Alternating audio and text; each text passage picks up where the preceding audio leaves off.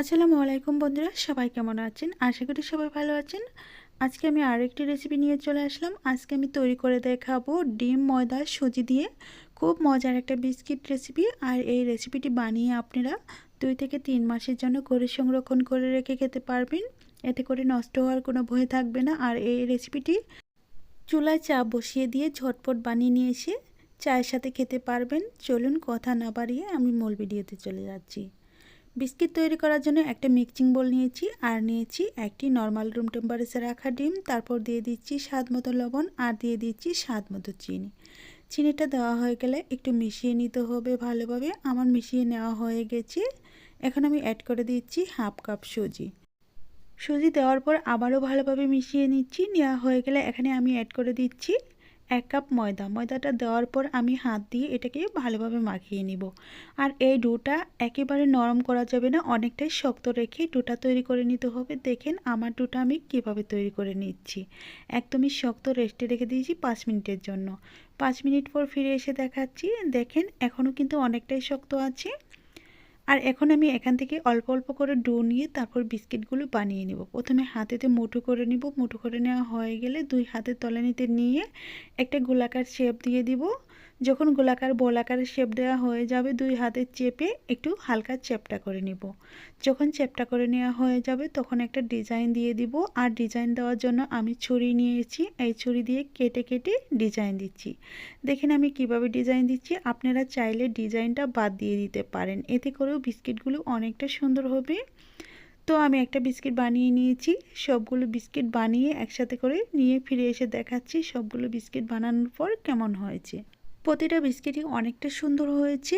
আর এইভাবে বিস্কিট বানাতে খুবই সহজ আর খুব তাড়াতাড়ি এগুলো বানিয়ে নেওয়া যাবে। তো চলুন কথা না বাড়িয়ে এখন আমি বিস্কিটগুলো বেজে নেব। তার সাথে বলছি বিস্কিটগুলো একটু ডুবো তেলে বেজে নেওয়ার চেষ্টা করবেন, এতে করে বিস্কিটগুলো মুচমুচে ভালো হবে। আমি চুলায় চলে আসলাম। চুলায় একটা ফ্রাই প্যান বসিয়ে দিয়েছি আর মিডিয়াম আঁচে তেলটাকে গরম করে নিয়েছিলাম। আর সেই তেলেই আমি বিস্কিটগুলো দিয়ে দিচ্ছি।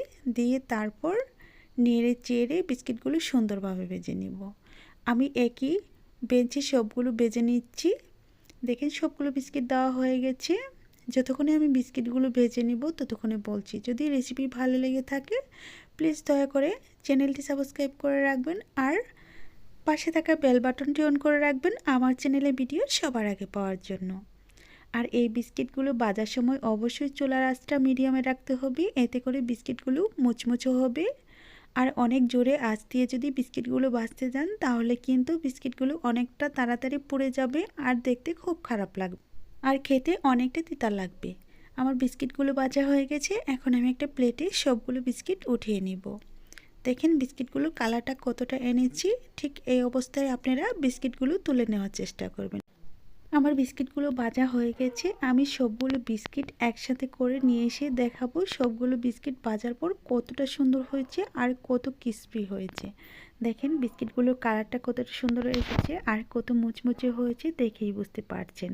আর অবশ্যই বিস্কিটগুলো ভাঙার আগে একটু ঠান্ডা করে নেবেন, এতে করে বিস্কিটগুলো অনেকটা বেশি মুচমুচে হবে। যখন গরম থাকে তখন কিন্তু একটু বিস্কিটগুলো নরম অবস্থায় থাকে। দেখেন একটা বিস্কিট ভেঙে দেখাচ্ছি ভিতরটা কতটা নরম হয়েছে।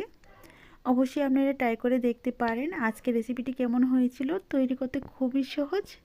আর এইভাবে বিস্কিট বানিয়ে আপনারা 3 থেকে 4 মাসের জন্য ঘরে সংরক্ষণ করে রেখে খেতে পারবেন। আমি বিদায় নিচ্ছি, তার আগে বলছি চ্যানেলটি সাবস্ক্রাইব করে দিয়ে পাশে থাকার চেষ্টা করুন। আজ এই পর্যন্তই। ভালো থাকবেন, সুস্থ থাকবেন এই কামনা করে বিদায় নিচ্ছি। খুদা হাফেজ।